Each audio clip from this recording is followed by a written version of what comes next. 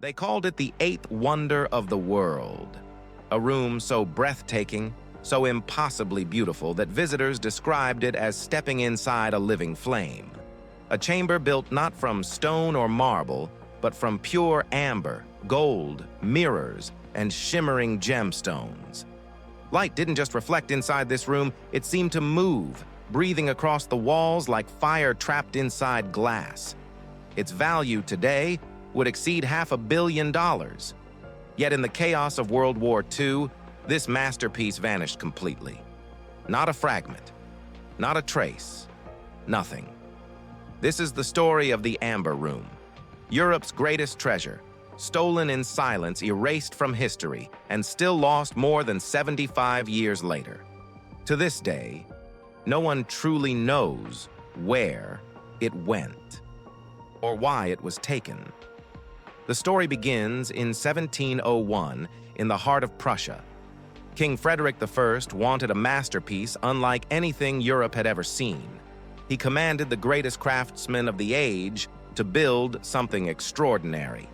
A royal chamber made from 6 tons of glowing amber, layered over carved wood, detailed with gold leaf, and decorated with mosaics and gemstones so delicate they looked alive.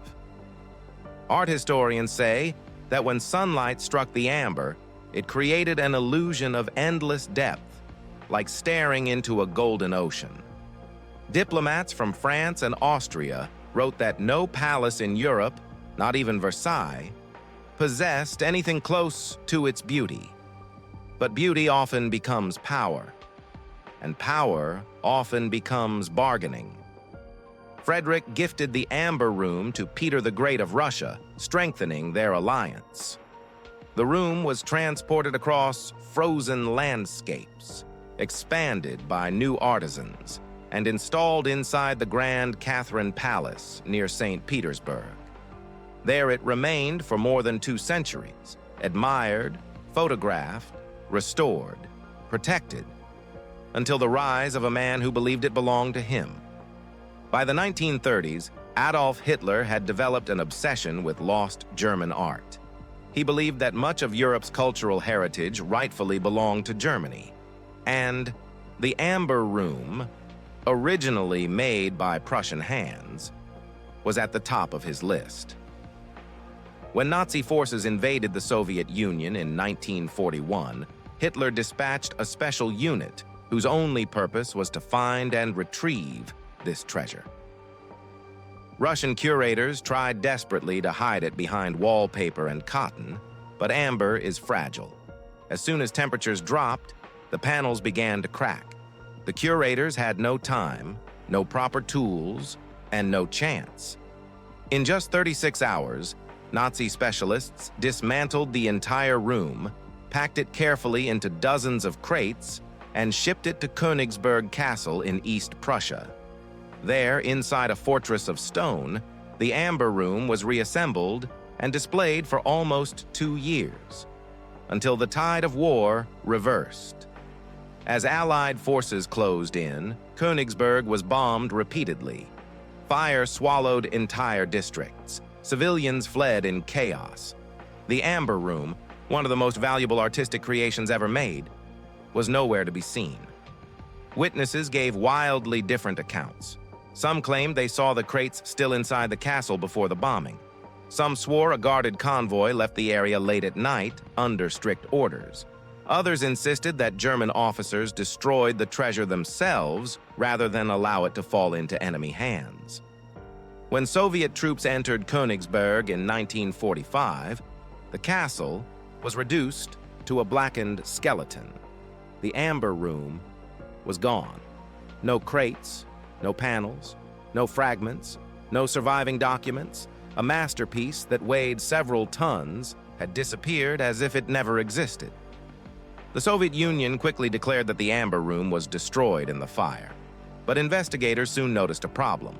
Amber cracks and burns, but it does not completely vanish.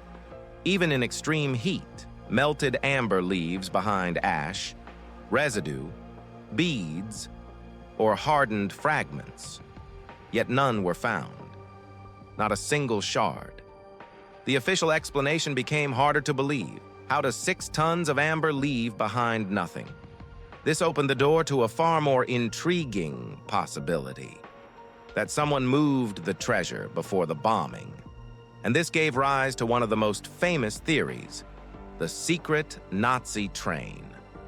According to this story, the Amber Room was packed onto a heavily guarded railway convoy sent toward Lower Silesia, a region filled with tunnels, bunkers, and underground complexes built for the Nazi project known as WWII. Some of these tunnels were enormous, big enough to hide trains, weapons, looted gold, and priceless art. Many were sealed before the war ended. What lies behind those sealed walls remains unknown. Treasure hunters have explored these mountains for decades. Ground-penetrating radar scans have revealed strange shapes buried deep underground, long metal objects resembling carriages. But every excavation attempt has been met with collapses, floods, or government restrictions. The deeper the search goes, the more the mystery grows. Another theory follows the Baltic Sea. As East Prussia evacuated in 1945, thousands fled by ship. Some historians believe the Amber Room was placed aboard a vessel along with other looted treasures.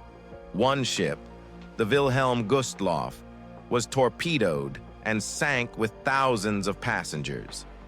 Divers have recovered artifacts from the wreck, but the Amber Room has never appeared.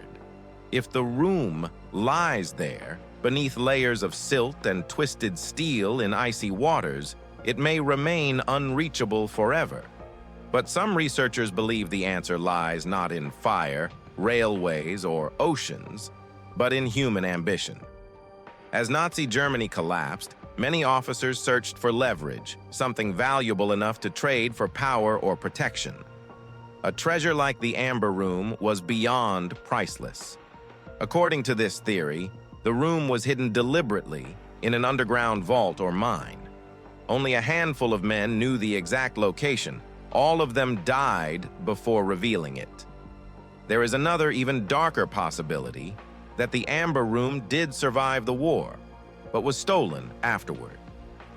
During the chaotic final months of World War II, countless treasures were taken privately by soldiers, officers, and opportunists. Some artworks vanished into private collections, secret vaults, and black markets.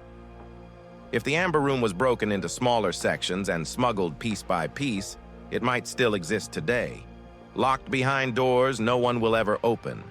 After decades of searching, one truth has become clear: the Amber Room did not disappear by accident.